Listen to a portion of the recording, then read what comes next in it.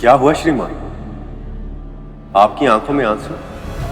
आज आरती के समय बहुत ही अलग अनुभव हुआ भैया जी। बहुत ही अच्छी खुशबू थी, जैसा आप बताए थे ना कैलाश पर्वत पर, बिल्कुल वैसी ही।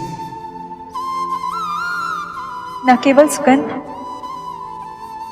बल्कि हमें तो नूपुर का स्वर भी सुनाई दिया। हो सकता है ये हमारा भ्रम हो, लेकिन हमें आज पहली बार स्वयं मां के होने का आभास हुआ। आप लोगों के कारण ही संभव हो पाया है भैया जी। हमें कुछ भी करने का सामर्थ्य नहीं है बहन जी। जो होता है या जो हो रहा है वह सब श्री माता की इच्छा से ही होता है, और जो भविष्य में भी होगा वह सब भी उनकी इच्छा से ही होगा।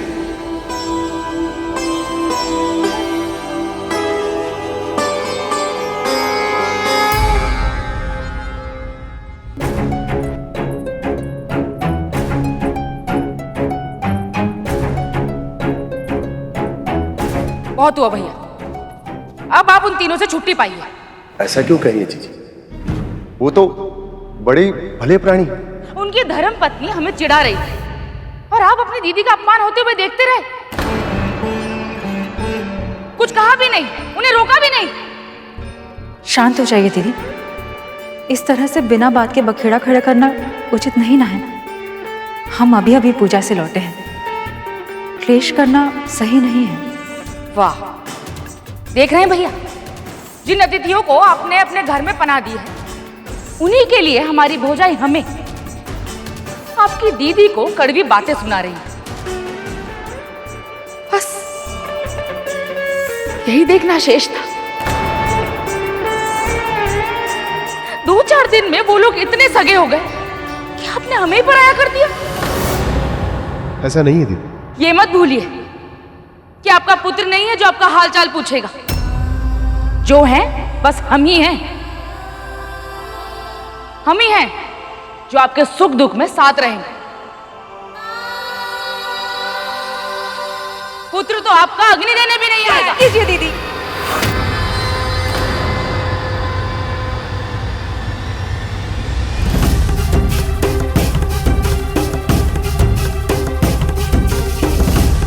आप जाइए यहां से। पर हमने कहा ना, आप जाइए यहां से।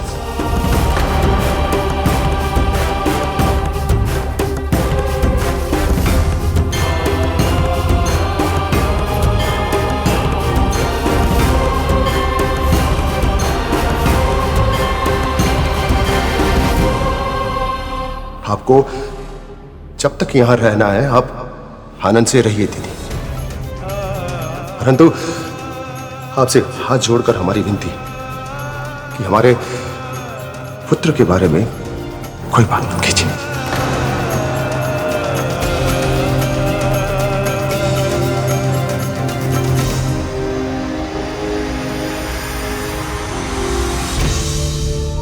आप दोनों के बाद ये सारी संपत्ति हमारी होने वाली है।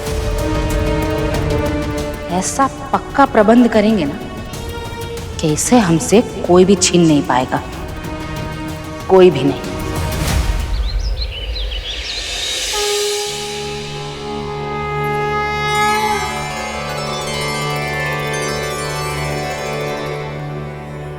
जय मां भगवती। आज तो आप दोनों समय से तनिक पहले ही आ गए। आप कथा ही इतनी अच्छी सुनाते हैं, आज प्रतीक्षा में कब शीघ्र उठ गए पता ही नहीं चला। आपसे कथा सुनते सुनते कुछ समय के लिए हम अपने सारे कष्ट, सारे दुख भूल जाते हैं। बहुत शांति मिलती है मन को। बहन, सब ठीक तो है? हाँ हाँ, सब ठीक ही है। आइए ना, कथा प्रारंभ करते। बुआ जी नहीं आई आज? वो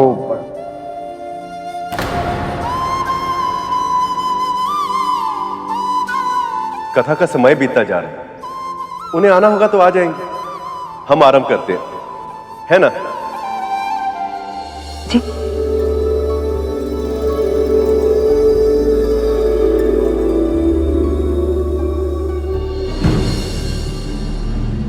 बहुत ही तीव्र भूख लगी है।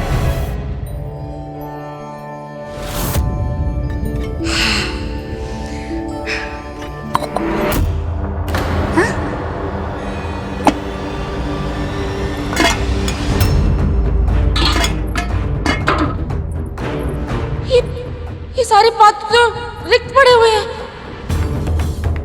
हमें लगा था कि ये दोनों कुन अतिथियों के यहाँ सिर्फ कथा सुनने जाते हैं, पर अब लग रहा है कि इन्होंने व्रत भी करना आरंभ कर दिया है।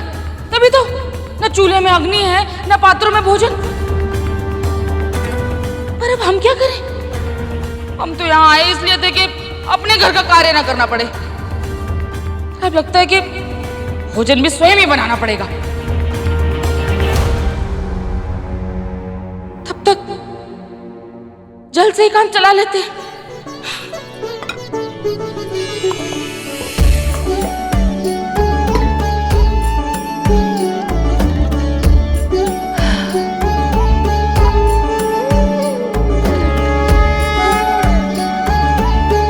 देवी पार्वती के कैलाश में आने के बाद सब कुछ बदल गया था। उनकी देख रेख में सब कुछ सुंदर और सुव्यवस्थित हो गया, जिसका जन्म इस सृष्टि के लिए अभूतपूर्व है।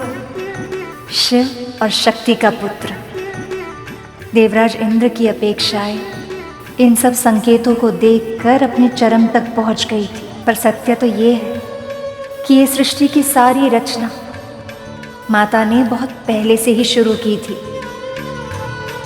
यही है इनका चौथा रूप, माँ कुष्मांडा। माँ कुष्मांडा, माँ कुष्मांडा। कहा जाता है कि जब चारों ओर अंधकार था, न सृष्टि का अस्तित्व था, न प्रकाश की कल्पना, तब इन्हीं माता ने अपने मुस्कान से सारी ब्रह्मांड की रचना की। इसीलिए इन्हें सृष्टि की आदि स्वरूपा या आदि शक्ति के नाम से भी जाना जाता है।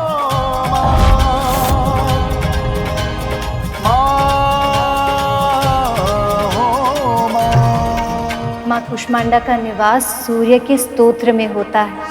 वही है सूर्य देवता की अग्नि का स्तोत्र।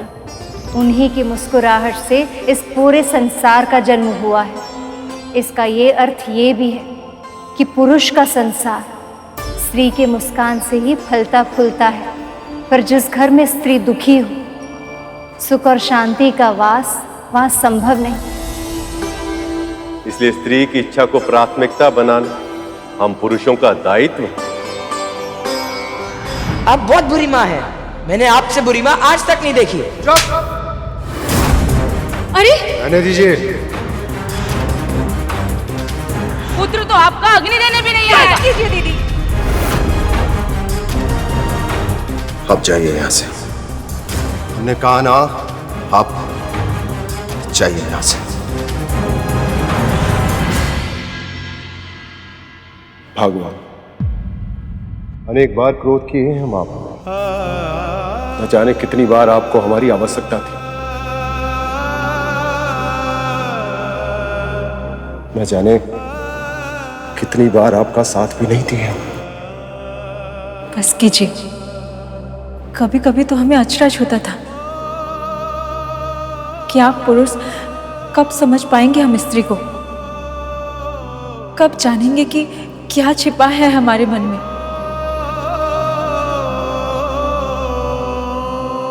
भले ही देर लग गई, पर आज आपको इस बात का आभास हो गया है। हमारे लिए इतना ही पर्याप्त है।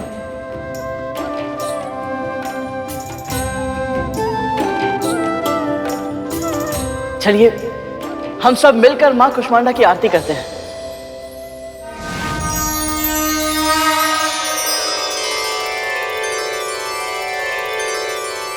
मैं आपकी भक्ति से प्रसन्न हूँ। आप सदैव रोग और शोक से मुक्त रहेंगे। यही मेरा वरदान है।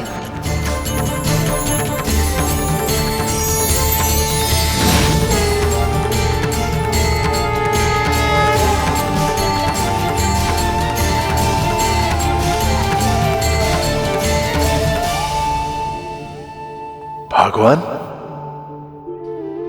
हमें मां का स्वर सुनाई दिया। क्या आपको भी? पर यह कैसे संभव हो सकता है? क्या हमारे शोक से हमें मुक्ति मिल सकती है? हम भी इसी उलझन में हैं स्वामी। हम दोनों के दुख का कारण तो एक ही है, हमारे पुत्र का हमसे दूर होना।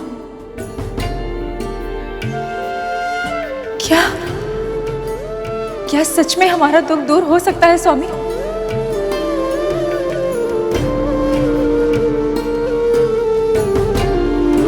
प्रभु, उन्हें माता के दर्शन नहीं हुए, पर उन्हें माता के होने का आभास तो हुआ। किंतु उन्हें ये कब ज्ञात होगा प्रभु कि उनके संबंध में खटास उनकी बहन के कारण है? उनके दुख कब दूर होंगे प्रभु?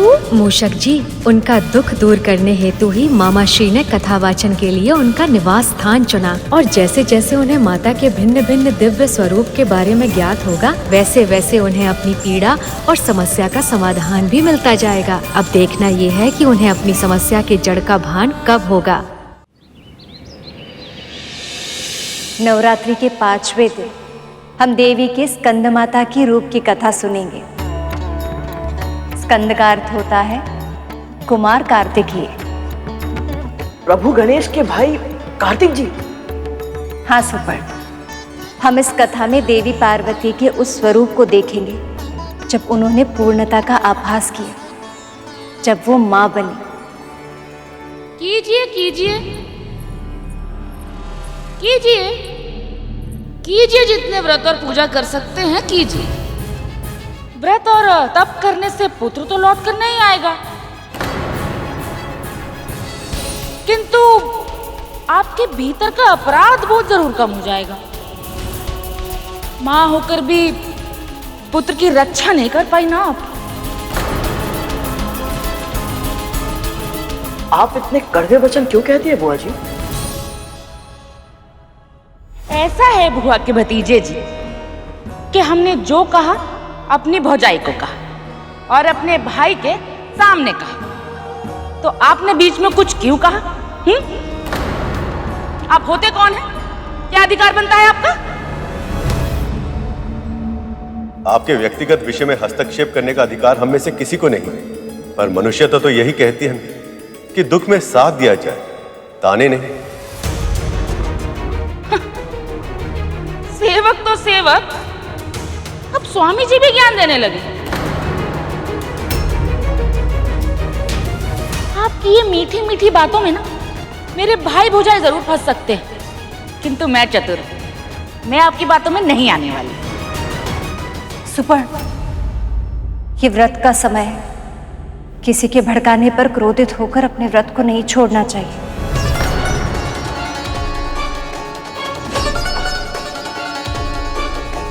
दीदी, यहाँ सब बिना बाधा और व्यवधान के कथा सुनने आए हैं। यदि आपको कथा सुननी है तो यहाँ ठहरिए, अन्यथा आप जाकर विश्राम करें।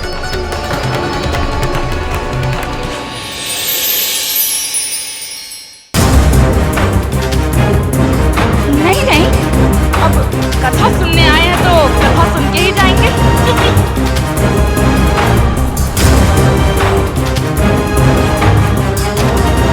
आरंभ करते मां भगवती की कृपा से।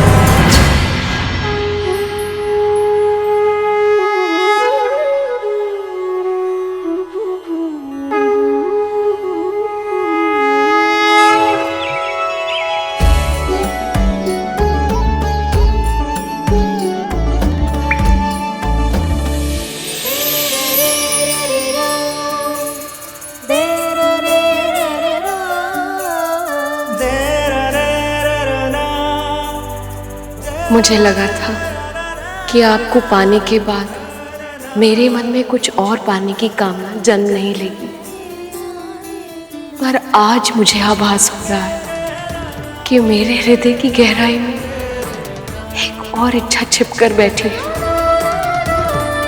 उसे भी पूरी कर दीजिए महादेव। मुझे पुत्रवती होने का वरदान दीजिए।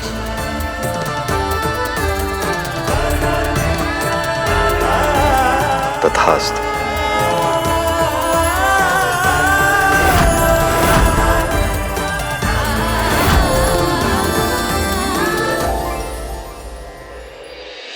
प्रभु, इसका अर्थ ये हुआ कि आपके ज्येष्ठ भ्राता कार्तिकेय की लीला भी इस कथा के साथ सुनने को मिलेगी। हाँ मूषक जी, मैं भी आपकी भांति अत्यधिक उत्सुक हूँ भ्राता कार्तिकेय की लीला को सुनने हेतु। किंतु उनके जन्म से सभी इतने प्रसन्न नहीं थे। एक ओर सभी देवताओं में असुरक्षा का भाव उत्पन्न हो गया था, तो दूसरी ओर उनके जन्म से माँ भी पिताश्री से रुष्ट हो गई थी। ऐसा क्या हुआ था प्रभु? ये कथा जितनी सुखद है उतनी ही पीड़ादायक भी, विशेषकर माँ के लिए।